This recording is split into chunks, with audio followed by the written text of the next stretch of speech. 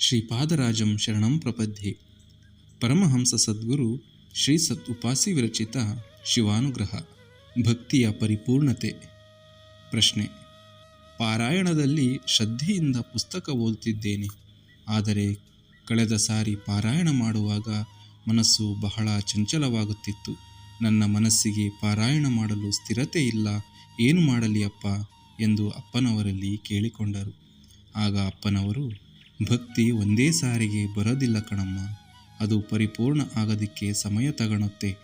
ನಾವು ತಕ್ಕಡಿಯಲ್ಲಿ ಯಾವುದೇ ವಸ್ತುವನ್ನು ತೂಗಬೇಕಾದರೂ ಅದು ಒಂದೇ ಸಾರಿಗೆ ಸಮತೂಕ ಆಗಲ್ಲ ಅಲ್ಲವೇ?